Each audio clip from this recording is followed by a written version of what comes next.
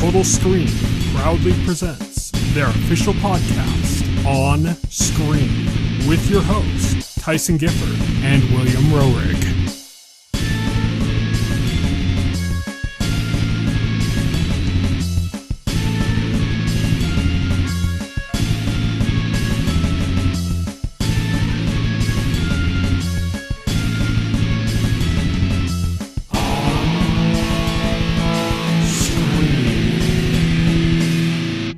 Hello, everybody, and welcome to On Screen, the official podcast of the Total Screen. My name is Tyson. My name is Will. And today we are going to be talking about House of the Dragon, Episode 10, The Black Queen. That is the season finale of the show. We're going to be talking about that in full spoilers. We also have some stuff coming up on the horizon that we're going to talk about, some trailers we watched, and a few news stories besides that, but not much. And we're going to go over all of that this week. So let's get started with our On Beat segment.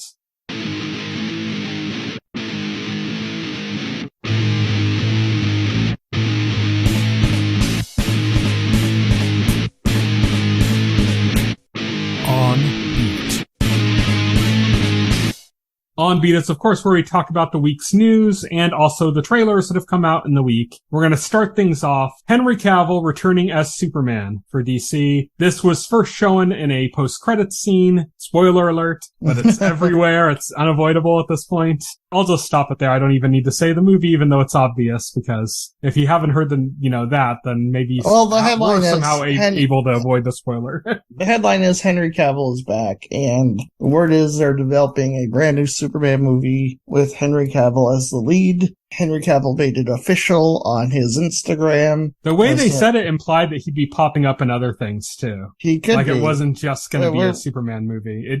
I'm saying implied, like they didn't implicitly say that was going to happen. Yeah, they haven't said anything about what's going to happen. It's just the way they announced it. They said something about he'll be returning to DC properties as Superman or something. We know the new Superman movie's happening because the Hollywood Reporter reported it, not because DC said anything. Yeah. Speaking of DC and their movie division, for a while now, Zaslav and other execs at Warner have been trying to get their Kevin Feige, as they say. They want their DC Kevin Feige. And we've reported stories where like somebody was really close to getting that position and they didn't get it. So we've reported on the stories about them being close and reported on them not actually getting it. Well, now they finally put it to ink, and there are co-CEOs and chairmen of DC Studios, which is going to handle film, television, animation, and beyond, as they said. So pretty much everything DC, except they didn't say anything about the comics, I don't think. So I don't know if it has any relation to that, if it's just going to be adaptation. No, it's not. It doesn't have anything to do with comics. Yeah. So it looks like it's going to be all DC-related adaptation stuff, basically. Yeah, exactly. It's film, television, and animation. That's it. They didn't implicitly say video games, but they did say like and beyond or something, I think. So yeah, maybe that's included. I don't know. But basically, they have their Kevin Feige. It's two people, actually. Kevin Feige's. Yes, it's two people. So let's go with the less known one first, which is Peter Safran, who is a producer. He got his start, I think, on the Conjuring movie series as a producer, but he's not like a director or writer. He's a producer. He's more like on the business side of things. He also he's been involved in most of the DC movies that have come out in the last couple of years anyway. So he's been involved at DC in that capacity already. But who's joining him is the more interesting catch in this, and that's James Gunn. So James Gunn famously, he blew up on everybody's radar because of Guardians of the Galaxy at Marvel. Before that, he had done a lot of like kind of weird genre movies, stuff like Super and Slither. Before that, he worked at like Troma.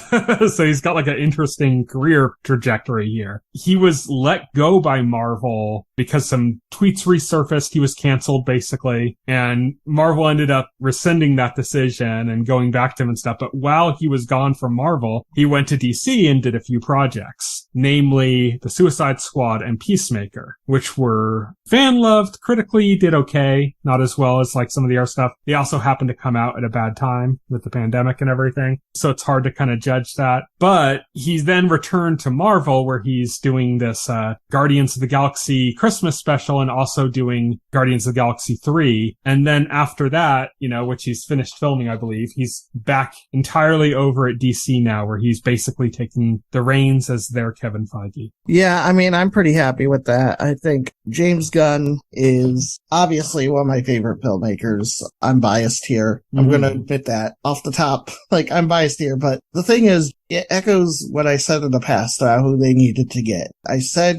on this podcast in the past that they need to get somebody who has actual passion for the material, and isn't just there for the job or the paycheck or whatever. James Gunn is that person. Yeah. They need somebody in particular, I think, that embodies 3 traits. That's one of them. The other trait is they have to be a competent storyteller, which James Gunn also is. And the last one is that they need to be able to juggle that kind of a business operation, which we haven't seen if James Gunn is really capable of yet. But it's dual CEOs. Yeah, it's still, the reporting says Peter Safran is going to be in charge of the more business end of things, and James Gunn's more in charge of the creative end. Yeah, exactly. So that kind of covers those 3 bases. The 3 things they needed have been kind of covered. So, yeah, exactly. So so that's exciting. Exactly. Yeah, this is the most exciting DC news in a while. It has me a lot more positive about the future of DC at Warner Brothers than I was previously. Especially with James Gunn. I'm going to say, hot take, Peacemaker was better than a Marvel Disney Plus show that they put out so far. I'm going to go there. I wouldn't quite. I'd still put WandaVision ahead of it. Oh, WandaVision's good, but for me, because the emotional depth of it, I put that's WandaVision good, above but it does kind of fall apart at the end. Yeah, definitely it does. Peacemaker stuck the landing better, but overall as a whole product, looking at the whole thing, I prefer WandaVision, but it's close, and I think it beats out everything else in my mind, everything else but WandaVision. It's just that good, and I'm saying that as a Marvel fan. And I'm going to be honest, I did not go into Peacemaker expecting to love it as much as I did. It's just one of those things that took me by surprise. Even though I know James Gunn, I know the work he puts out, it still surprised me because I wasn't super interested in that particular character. So same thing for me, basically. I think I had a higher expectation. I think I usually put a lot of weight on who's making something more than anything else, basically. They could say Brian Fuller is doing a romantic comedy that's set in front of a live studio audience. And it's I hate romantic comedies. I hate stuff filmed in front of a live studio audience. But the second I hear Brian Fuller's name, I'm on board. Vince Gilligan is producing, writing, and directing a new season of Crank Yankers. Yeah. It's oh God, this season must go hard. Yeah. That's kind of my perspective on it. I'm always like that though, with the creatives involved at the top of the project. I'm always I put a lot of the merit on their shoulders. When I'm looking at something, if I think it's going to be good, it's a lot about who's making it. Right. Yeah. So I expected it to be good, but like you, I was also a little Peacemaker? Really? Yeah, exactly. I was is this necessary? How's this gonna work? And I watched it and it was phenomenal, and John Cena had the greatest performance I'd ever seen of him in anything. When did you think you were gonna watch John Cena and get grow attached to him and think man, he's a really good actor? Yeah, exactly. That's kind of the shock of the year. But that's it for our 2 regular news stories. Now we're going to move on to trailers. A lot of game trailers. So 4 of the trailers we're going to be talking about are game related. There was a trailer for Final Fantasy XVI. Now I told you this before we started recording, but I'll just repeat it here, which is that I have this weird history with Final Fantasy XVI. First off, I stopped caring about Final Fantasy after playing Final Fantasy VII. I loved 6. I finished 7, but I just didn't like it. Yeah. And you're not down with the post-Nintendo Final Fantasy. Yeah, and then I just stopped liking the franchise. And so for me, the franchise has been dead. And I had, every time a new trailer pops up, I'm yeah, whatever. Just do not care in the slightest. Not even curious. I saw the trailer for 16, one of the first trailers for it, and I was okay, this is interesting. This looks kind of more like a Western RPG, but with Eastern or Japanese style, aesthetics. So I was kind of a little more interested. I'm this is a more mature looking RPG. It kind of looks more along the lines of something like The Witcher, as far as the drama level and it's getting into like fantasy tactics, like storytelling, and yeah, it looks like it actually has like a coherent story. Mm-hmm. One of my biggest complaints playing 13 is when I started 13, you know, like I got so far into it, but like it was full of cutscenes and everything they were talking about like sounded like nonsense, like gobbledygook. Yeah. I was like, why should I care about any of this? Yeah. So I didn't get very far in that game just because it was not holding my interest in the slightest. And I think that was the last time I attempted to play a Final Fantasy game. The boy band and a road trip didn't help you? Yeah, no, I haven't played that one yet. I mean to get around to it, but man, I just did not feel any particular urge to play that. Yeah. Like, even when, like, I saw trailers, I wasn't particularly, like, I wasn't, like, hyped. Like, I wasn't feeling the things I'm feeling watching this. Yeah. This looks amazing. So this is the thing that I was mentioning about it, was that I saw the trailer for Final Fantasy XVI, the first one, or one of the first ones, and was like, okay, this actually looks interesting now. Like, I can't believe I'm actually interested in Final Fantasy again after 10 entries of disappointment, you know, for me. So I was kind of like shocked by that. Then I saw like another trailer later that it was the one that focused on all the summons, and I completely lost interest. I was like, oh, okay,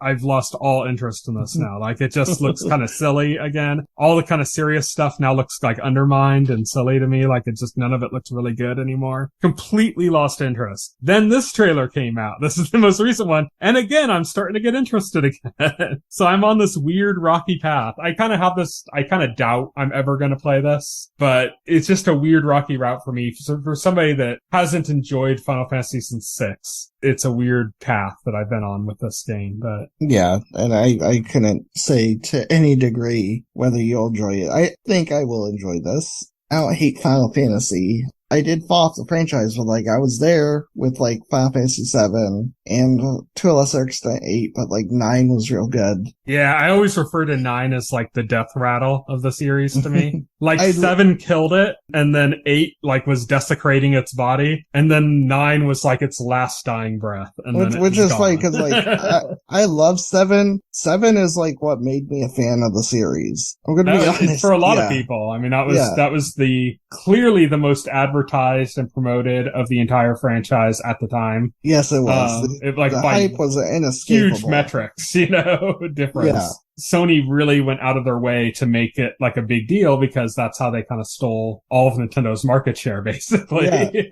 Yeah. So Sony went hard on the market. They promoted it like it was a first party game, like they published it. Yeah. You know. So that was like a big deal. And so like if you look at just the game sales from 6 to 7, it's like a massive jump. So for a lot of people, 7 was like their first Final Fantasy. It was the one that got them hooked into the game. For me, I got in with Final Fantasies 4 and 6. Those were like my first Final Fantasies. That's the era that I really liked. And then 7, I was so hyped for 7. I was like, that's why I bought a PlayStation, was for Final Fantasy 7. And I played it, and at first, you know when you're playing something and you're disappointed, but you're kind of like lying to yourself that you like it because you don't want to like not like it. You're like, God, I've been waiting for this so long. I'm just going to keep accepting all this shit, even though it's not working, you know? And that's what 7 was like for me. Like I kept doing that all the way until I beat the game. And then I like came to the realization that I really did not like the game. Yeah, that's fair. But yeah, I mean, everybody's going to have their own positions and their own opinions on those games and where they came on and fell off. Like I said, I think more people got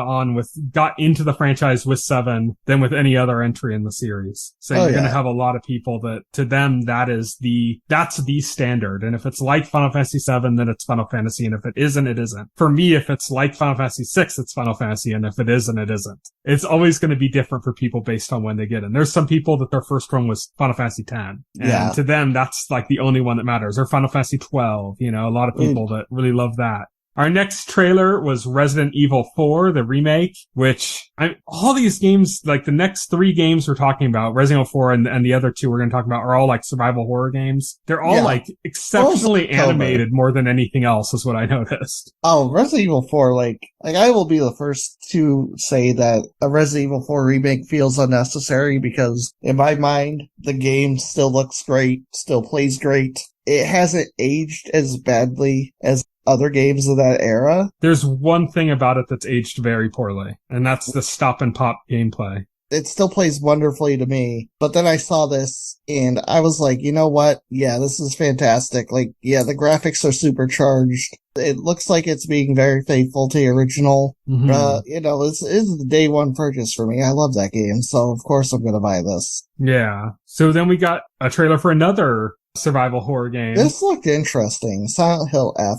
Yeah. This is, by the way, is being written by Ryokishi 7, who did the When They Cry, like the When They Cry series. There's a set of novels that he's written that have been adapted into anime and stuff. And they're all like kind of mystery stories. And they all kind of have the subtitle When They Cry. Yeah. And he kind of did those. They're kind of like horror noir, kind of like, he's really well known and respected in the Japanese like literature community, I guess. Yeah. And judging from the trailer, this looks like this, unlike the rest of the Silent Hill franchise, this looks like it takes place at a Japanese village, which is a huge change in setting for Silent Hill, but it does make it interesting. The rumor is that the F stands for 5, and that this is secretly Silent Hill 5. I don't think so. I think this is a side game. I think people are reaching with that. Yeah, I don't know enough about Silent Hill to really say otherwise, but that's what I've heard some people say. It's a possibility, but no, I doubt it. This is obviously intended to be a spin-off. This is probably going to end up being smaller in scope than a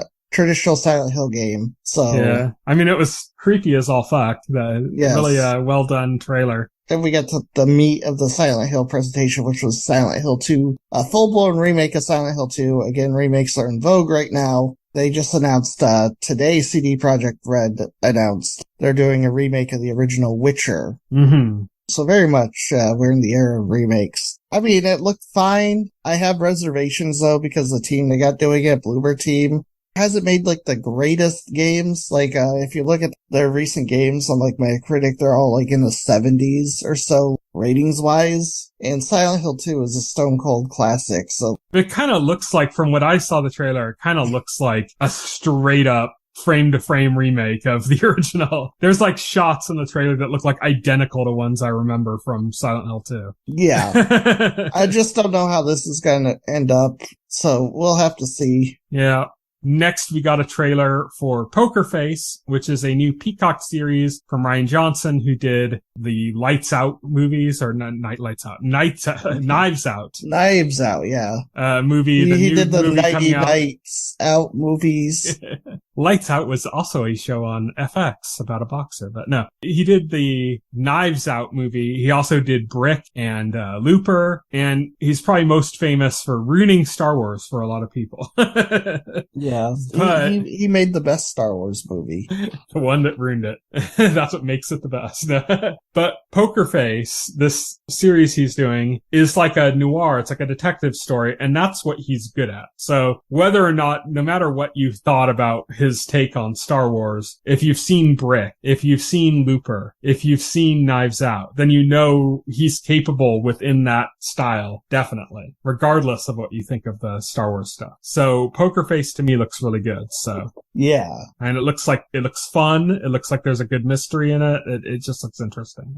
I'm psyched for it. Then we got a trailer for Lockwood Co. This is from Jonathan Stroud. He did the Bartimaeus book series, which I listened to ages ago. It's about like a genie. It was a really good series. I haven't really followed anything else he's done. I kind of vaguely remember hearing the term Lockwood Co. And so I guess this is another one of his book series. It's being adapted for Netflix, and we got like a little bit of a teaser. It wasn't like a trailer. It was like a scene basically for that show that shows some ghost hunting, basically, it looked like. Yeah. It's about this woman who joins these two teenage boys who happen to be ghost hunters, I guess. And they're hunting ghosts. I mean, it looked cool from the trailer. You know, it looked like hunting makes them feel good. Yeah, it was really really smart to frame it in the middle of like an action scene. I don't know. It looked cool. It looked like something that could be neat. Mm-hmm. I'm going to keep an open mind mainly because I wasn't too intrigued by the trailer, but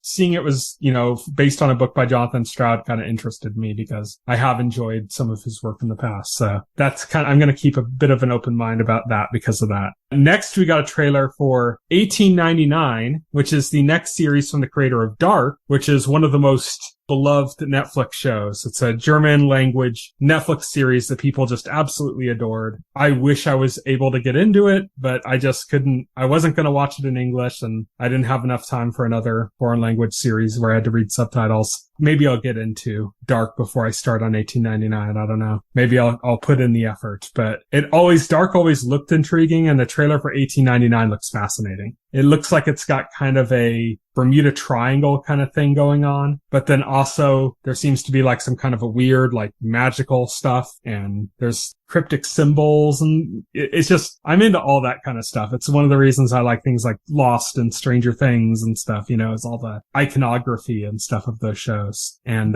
this looks like it has that in spades, so it's kind of interesting to me. Right, yeah. Yeah, it looks cool. Yeah, I agree. That one shot where it shows like the water tunnel or whatever is like fantastic. That looks like straight out of some crazy fantasy movie or something. That got my interest. And then the last two things we got were some Marvel trailers, which if it's a Marvel thing, we're going to talk about it here. First, we got... Well, first is good old Ant-Man. Ant-Man and the Wasp: Quantumania. We got the first trailer for it. Well, it's like the third trailer because they showed two variations of this trailer that were similar but like a little bit different that were shown only to audiences at certain events. But this is the first one that's been publicly released. Yeah, publicly released. I mean, it looked cool. It shows like Cassie invents the MacGuffin that sucks them into the quantum realm. Mm-hmm. And they're in like the quantum realm universe, and it's it's all wacky and strange. And then they show Kang for the first time since the end of Loki, To me, this looks like it's kind of like along the lines of like Guardians in the sense it's like, it's bright and colorful, and there's like this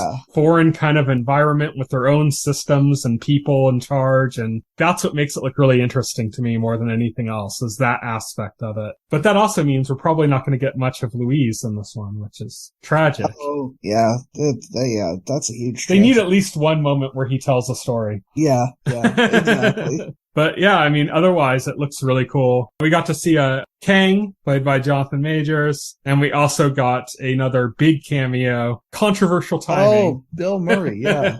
But Bill Murray showed up in the trailer, which is controversial timing, but that's not the kind of podcast we are to really talk about that. But yeah, he's in this, so that's crazy too. And that was Ant-Man and the Wasp: Quantumania. And then lastly, we got a trailer, the Guardians of the Galaxy Holiday Special, which also had a fantastic cameo. What did you think of the Guardians of the Galaxy Holiday Special trailer? It looks fantastic. It's funny because, I love that it's an earnest holiday special. I love the Kevin Bacon cameo. Yeah. Well, it's funny because this is going to be on the cheesy side. James Gunn has said that. He said that, he actually likes the Star Wars Holiday Special, and he wanted to do something like that. Yeah, he's going to embrace that. Well, it's going to be like a James Gunn, so it's going to be cheesy, but instead of, unintentionally cringe, this is going to be, funny. Yeah, it's going to be funny, and I'm sure it's also going to be pretty heartfelt. There were already moments that were kind of choking me up of watching Peter being excited as, Christmas is all around him and stuff that they showed in the trailer is,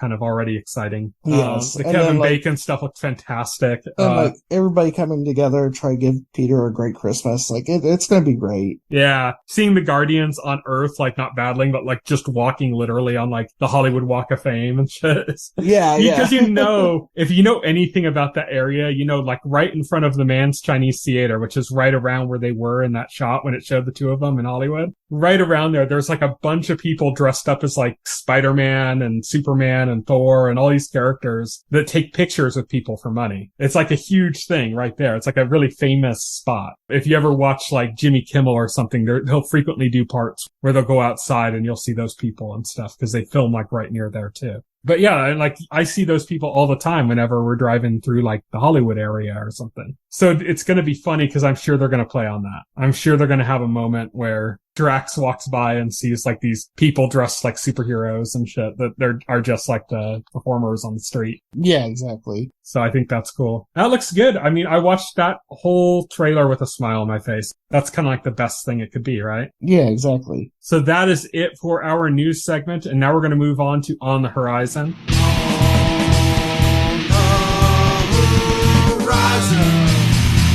On the horizon. on the horizon is where we talk about stuff that's coming up in the next week or so. And we're going to start with Sunday, October 30th on HBO, which is the return of The White Lotus, which is going to be a quasi-anthology series, I guess now. It was a limited series originally, but now with the second season, basically the first season took place at a hotel. There was like a murder mystery and there was all this other interpersonal drama stuff going on. And basically they're doing it as like The White Lotus is a chain of hotels. So each season is going to take place at a different hotel and some other random thing's going to happen at that place. And it's like a higher end hotel. So it's all these rich people and what they're reacting to with it. This is from Mike White. He was the writer of School of Rock, would probably be the thing that you might know him best for, but he's done a bunch of like indie films and stuff too. Yeah, I mean, that's returning on Sunday, October 30th on HBO, which is interesting. Then we have The Monkey King, The Legend Begins, which is coming on Wednesday, November 2nd to Netflix. This is a martial arts movie based on Journey to the West, and it has Donnie Yen and Chow Yun-fat in it. So there you go.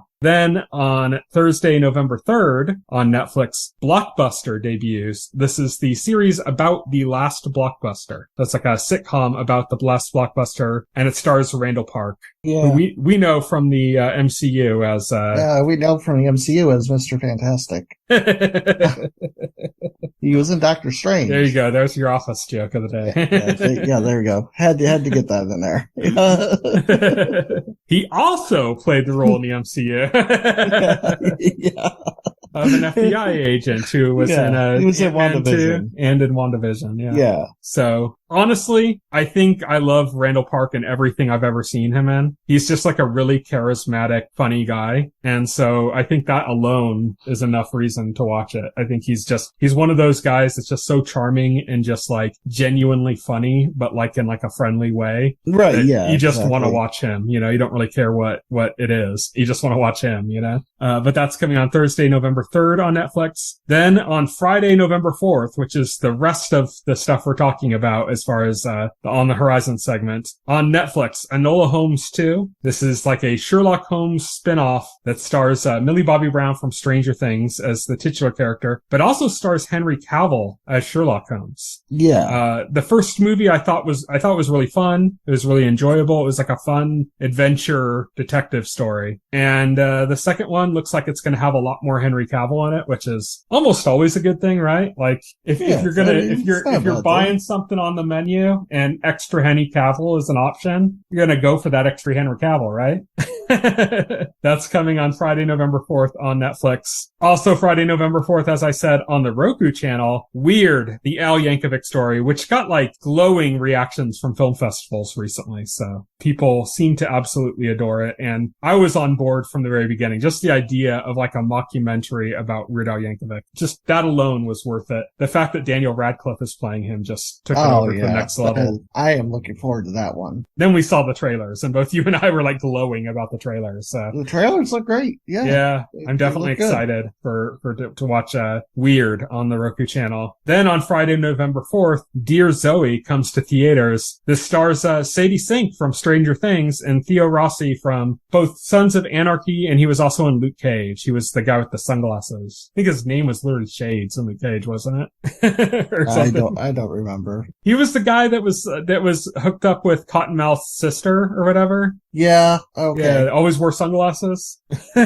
Shades. Yeah, that's right. Okay, it's been a while. Yeah, that's Theo Rossi. He's playing like her father, I think. And it's kind of like about her trying to like kind of get closer to him, I think. I don't know the full details of what's going on in the thing. I think that there's a tragedy that happens and she ends up wanting to spend time with her father and her mother's kind of against it and stuff like that. But that's Dear Zoe, Friday, November 4th in theaters. Then Harvestella, also coming on Friday, November 4th to Switch and PC. Yay, Square Enix farming game. I know, you've pre-ordered it. I mean, you won't shut up about this game and how much you're looking forward to it. I'm like, Jesus, dude, all you talk about is Harvestella now. That's your personality. So I could say it's the best looking farming RPG on the horizon.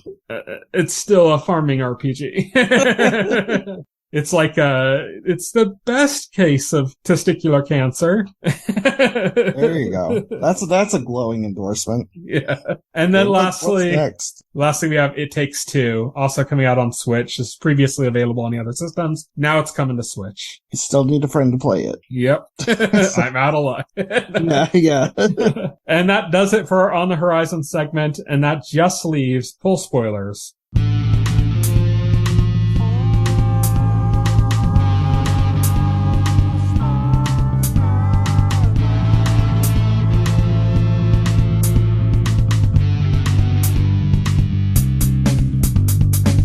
This week on Full Spoilers, we're going to be talking about the season finale of House of the Dragon, which is episode 10, The Black Queen. It's interesting because it's kind of a sister story to the last episode, because the last episode focused on the greens and this episode focuses on the blacks. Yes. And so they kind of like go together in a kind of a cool way. So yeah, let's talk about this episode. Yeah, this focuses I don't know, on where should we start? This focuses on the other side of, the revelation of Viserys' death and the reaction to that, and what that means. We got the Greens' reaction and what they were setting up, along with coronating Aegon as the new king of Westeros. And now, with Rhaenys bringing news to Dragonstone, now Rhaenyra and Daemon and the Blacks are kind of grappling with the issue of Viserys' death and Aegon's claim and what that means for them. I think what's interesting with this episode is that you're starting to see this kind of split happening between Daemon and Rhaenyra, where it seemed almost like our last couple appearances by Daemon, he's been kind of reined in by his marriage with Rhaenyra, and he's kind of fitting into his role, and he's not really rebelling too much against it, and he's kind of taking that position for the most part,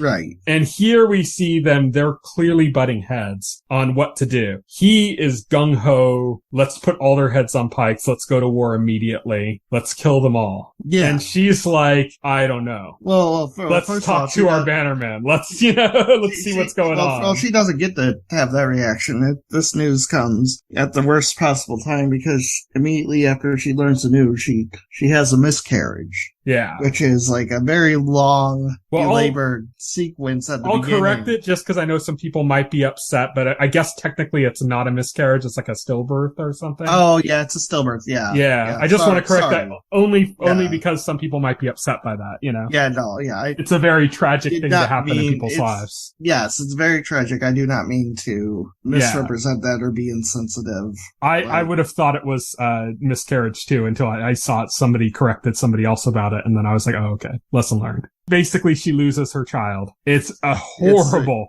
scene. Horrible scene. And I don't mean horrible because it's not done well. I mean horrible and it's hard to watch, It mirrors the scene at the beginning of the season with Viserys losing his son. Mm-hmm. Yeah, it's brutal. She literally pulls the baby out of herself when she's realizing it's gone and then has to mourn it. We also see a very brief clip of Daemon's actual mourning of it as well and dealing with all of it. So there's some mourning going on there. They literally had the scene where this was happening, where this was happening with her, where she was literally having this birth of this dead fetus at the same time as Daemon's basically running the small council at Dragonstone and trying to figure out their war plans, and you hear her screaming in the background. So basically everybody's stressed out for multiple reasons now. And so everybody's highly stressed. So this isn't the most conducive environment. Mm-hmm. And things come to a head when Daemon is pushing for war and Rhaenyra wants to step back. She wants to be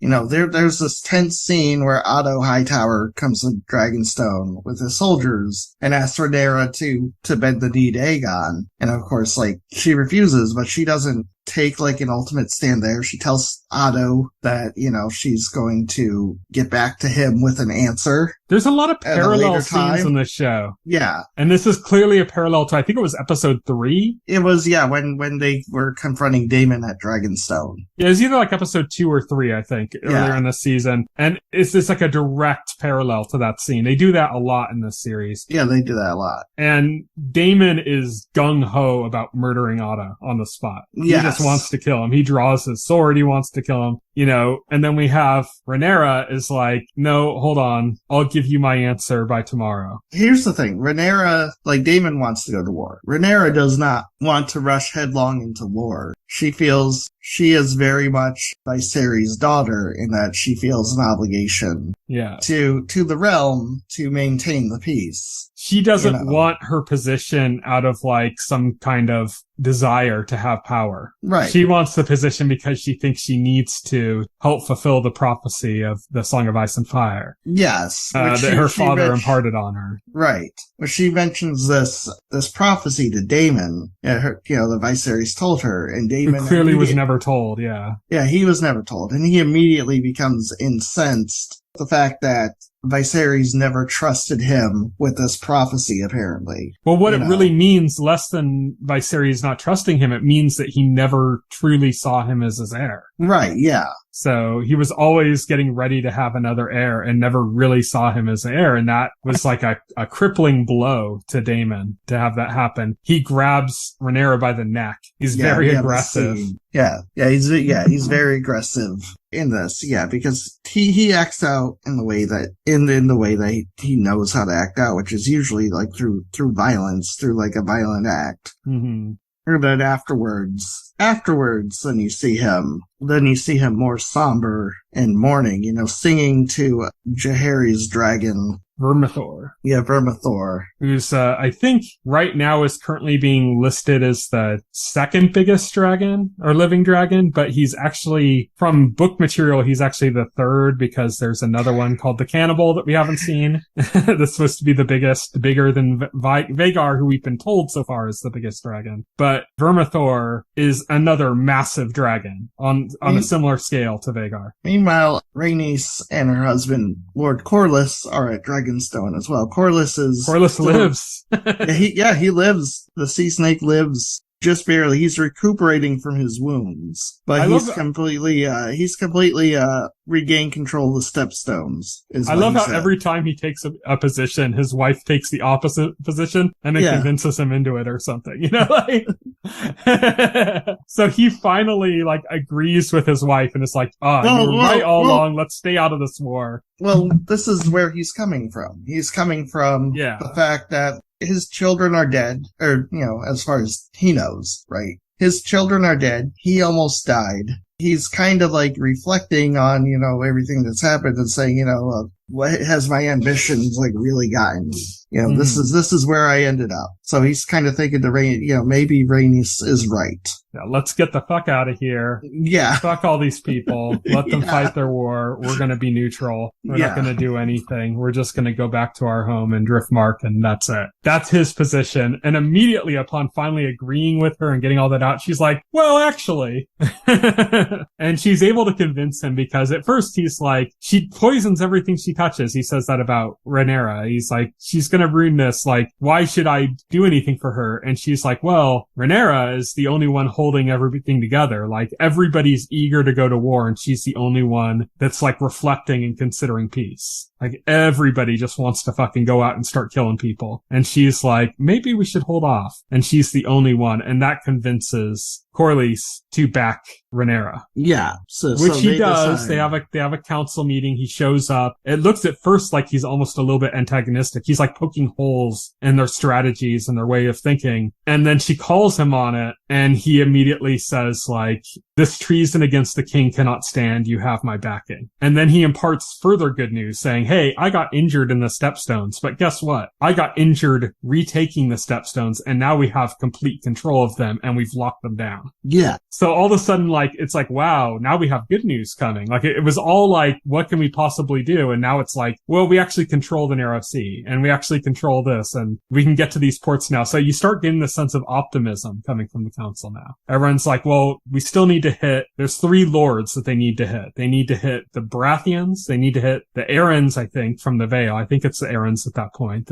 They are eventually the Lords of the Vale. And they need to hit the Starks in Winterfell. They need to reach out to all 3 of them, and they're going to send ravens, but then Rhaenyra's children, her 2 sons, the strong sons, Jace and Luke, particularly Jace, points out, well, actually, if we go by Dragonback, it's faster and more convincing because we're bringing dragons. And so he volunteers himself and his brother to go out and do that. So Jace is going to head out to the Vale and then to Winterfell. And Luke is going to head out to Storm's End where the Baratheons are. So they're in different directions. They head off in those directions. And so the really big scene that happens in this episode, it's like 2 parts basically, or 3 parts if you count the very ending scene as well. You see the dragons, they take off. So I believe who takes off is Jason, Luke, and also Rhaenys. Are the 3 dragons we see taking off. Rhaenys is gonna, I think she's flying over the stepstones to make sure they're holding it or something. I can't remember exactly what. As I said, Jace is heading to the Vale and then to Winterfell, and Luke is headed to Storm's End. Yes. We focus on Luke.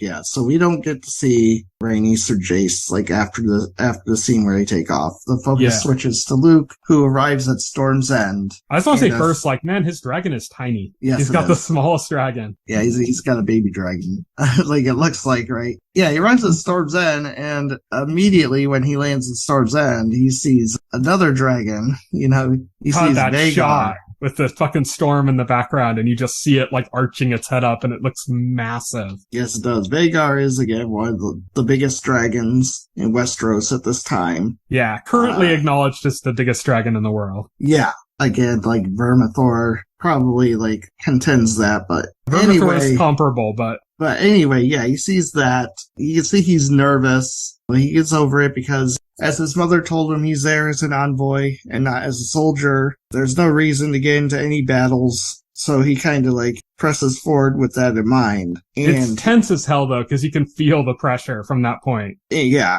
And he confronts the Lord of Storm's End, Boros Baratheon, but he sees Aemond is already there, standing at Boros's, next to Boros. The audience chamber, yeah. Yeah, the audience chamber. And we don't know, what conversations Aemond and Boros were having before Luke arrived. But Aemond looks smug. Yeah. He looks like... Luke does his best to deliver the news about Rhaenyra and asking for Boros' support. And Boros is basically okay, what are you going to do for me? Yeah. And he's he's which of my children are you going to marry? And Luke, it's I'm already betrothed. And he's so you got nothing for me. And you want me to bend the knee? Why? He's very dismissive of Luke, and he sends Luke away. But before Luke can go, Aemond, has a grudge to settle about his eye, which, by the way, he replaced it with a sapphire. Which is badass. Which is anime as hell. Yeah, seriously.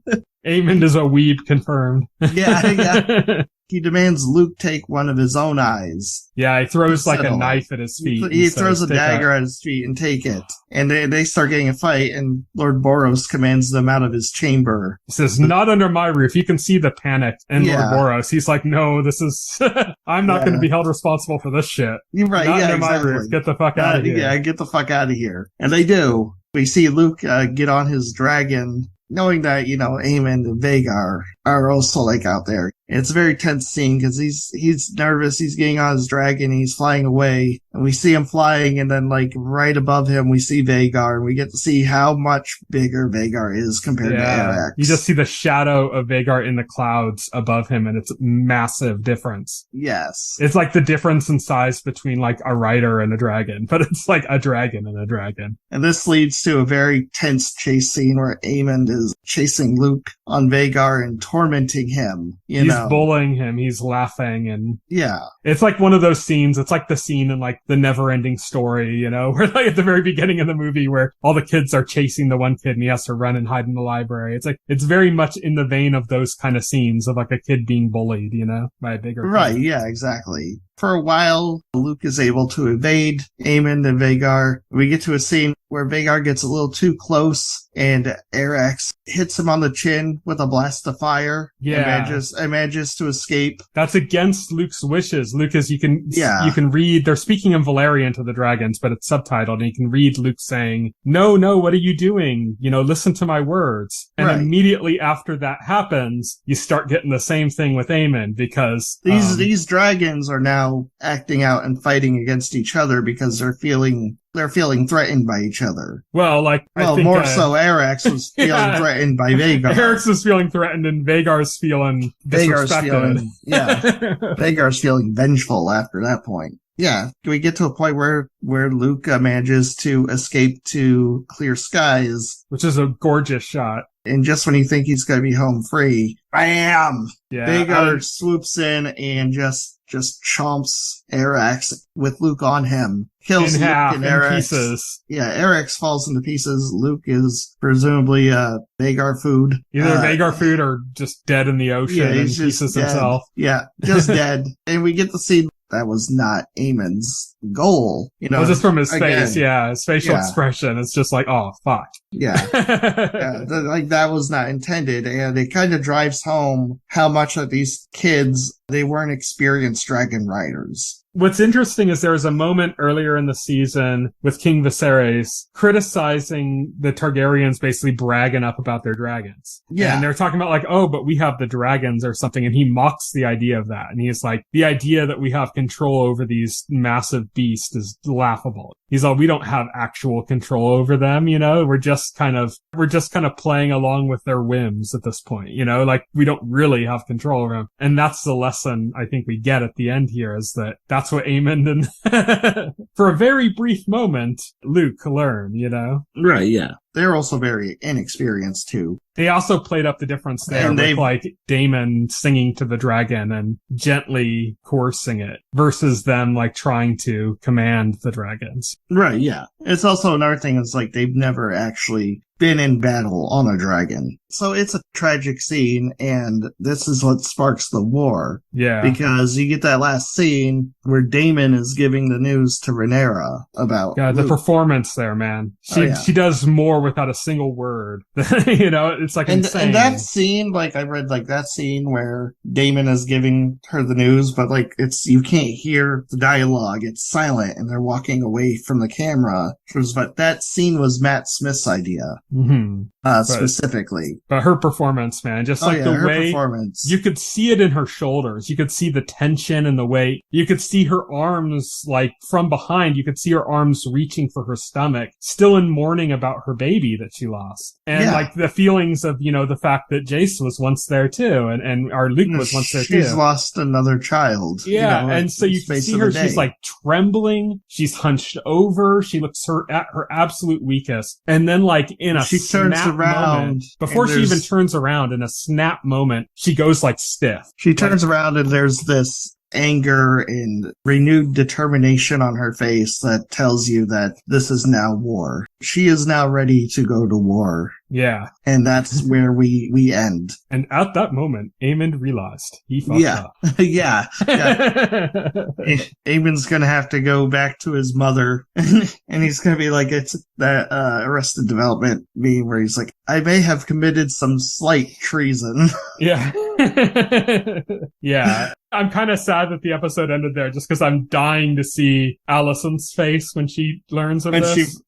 She's going to be horrified. Yeah. Especially since, you know, she was like trying so hard to come to a peaceful, even though she was doing the stupid boneheaded thing of forcing to make her son king, she was still like trying so hard to like preserve life. And to have that come out that her son basically started what's inevitable war now. It's like there's no stopping it now. There's no stopping it. Yeah. It's going to happen. And just like that, knowing that, like, God, the expression on her face is going to be horrified. I don't even know if we're going to see it because if I was running the show and I came back, I think it's been too long. You don't cut right back to immediately after that. You cut to them like in war, you know? But I don't know. I don't know how they'll handle it. But let's talk about this series has come under a little bit of fire for changes it's made to the book. Most of those changes that we've seen, I think they're smart because it's kind of like drawing within the gray area, you know? Yeah, like Daemon killing his former wife. It's like, obviously it says she died in a horse accident and stuff, but there's room. Like I said, when we talked about that episode, this is a history book, you know? So there's going to be things that are wrong just because there's no account that's accurate. Yeah. And you know? We've said that we've said this in the podcasts where these events came up. So far, I'm just going to broad strokes this. So far, I haven't been like really offended by any of the changes. They make sense. I actually kind of like with this episode, I actually kind of like the idea that Luke's death was an accident. It was unintended. I agree completely. Yeah. The book really portrays it as Aemond, like, very deliberately doing that. And having it be an accident adds, like, a new layer of complexity to things. And see what I like about that is I like that both exist. Like, I don't like one more than the other. I like that the history book sees it as something Aemond did intentionally. And then the show was supposed to be more like what actually happened. And it shows that it was an accident. I like that those are parallel to each other. You know what I mean? I like that because it shows you, like, how historians can interpret things. Mm-hmm. And it just shows you how difficult history is because, like, these fictional historians, writing Fire and Blood, they don't have the full story of what happened. They have what people said at the time said happened, but there's no way to know the actual feelings of the people involved in the incident. Yeah, exactly. And that happens all the time in history. That's why history is constantly being rewritten with new analysis and, new concepts and stuff that look into, like, different sources of information and try to draw different, angles on why things happen. I think that's fascinating. And I think that works so much better than if they had just played it straight to the book. There's one change that I know of that I don't like, which is just the last week's thing with the dragon. And we talked about that, just like the idea of, like, throwing in a big moment to have a big moment, even though it kind of, like, creates problems. Yeah, that was silly. They bring that up again at the beginning of this episode where, Rhaenyra, like, or I think it was Daemon asked her, like, why didn't you just, like, burn all of them on the spot? And she says something like, because it's not my intention to start a war. She has a good point, and it's like, I think that all the points that show that she was justified in not doing it, I completely agree with. But the fact that they made that scene in the first place, exactly,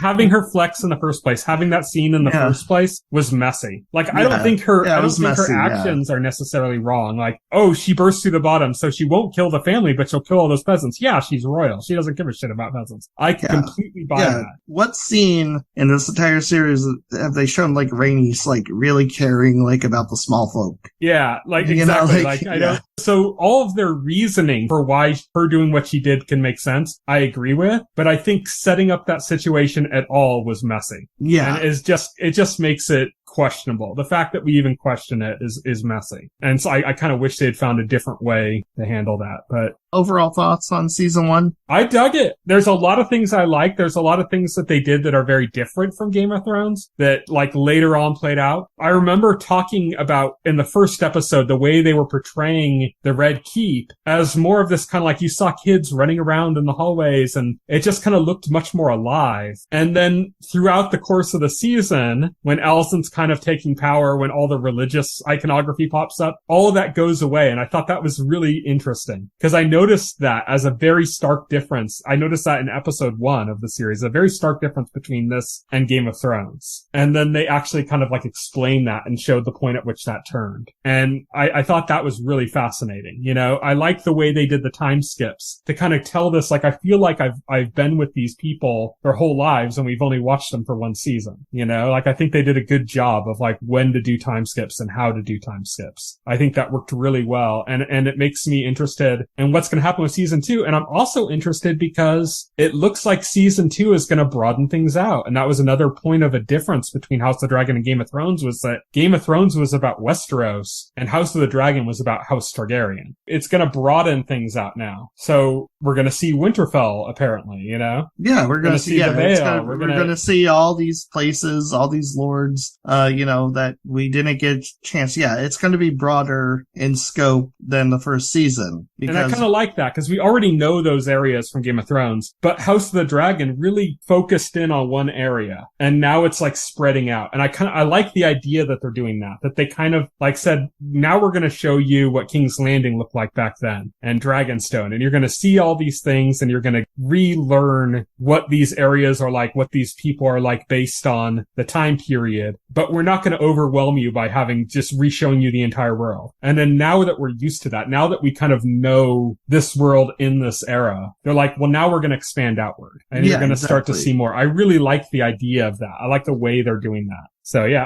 I'm super excited for season 2. It's going to be hard to wait, probably 2 years for the new season. it's going to be rough to wait all that. So, but man, we had a phenomenal year of television. So yeah, we did. And now we're going to have now we're going to have all those shows on hiatus for 2 years. Right. Yeah, exactly. Now we're going to have, House of the Dragon and Stranger Things are going to be all on hiatus, and Better Call Saul is over. And it's like, I don't know what next year's TV is going to look like, but this year's TV was phenomenal. That brings us to an end for this week. Next week, we are going to be talking about Thor, Love and Thunder and Werewolf by Night. We're having a little Marvel special. We're going to be talking about all that stuff for our Marvel post-Halloween special, because that episode won't be out until after Halloween. But we're going to be talking about Marvel stuff. We're going to be talking about Werewolf by Night, which I'm excited to talk about, definitely. And like I said, in Thor, Love and Thunder as well. So stay tuned for that next week. Until then, you can follow us on Twitter. I'm at Tyson Gifford. Will is at Voxel Hero. You can check out our website, thetotalscreen.com. If you open up a container story to any of our podcast episodes, you'll get all the relevant links you need to our SoundCloud page, our Facebook, everything like that. You can subscribe to our podcast through your podcast client of choice, like Apple Podcast or Pocket Cast. Just check those out, look us up, and you should be able to find it. It might take a few times because we're not that big of a podcast, so we're usually not the first thing to come up with the keywords. But look a little bit and you should be able to find us. And if you want the direct RSS link to the podcast feed, that is on SoundCloud on our website. So you can check our website in the container story and find that SoundCloud link, as I said before. Thank you, everybody, for listening. Good night. Good night. Thank you for listening to the OnScreen podcast, the official podcast of The Total Screen. Visit our website at thetotalscreen.com. This podcast can be found on any major podcast client, including Pocket Cast and Apple Podcast. The entire backlog of this podcast and other content can be found on our YouTube channel.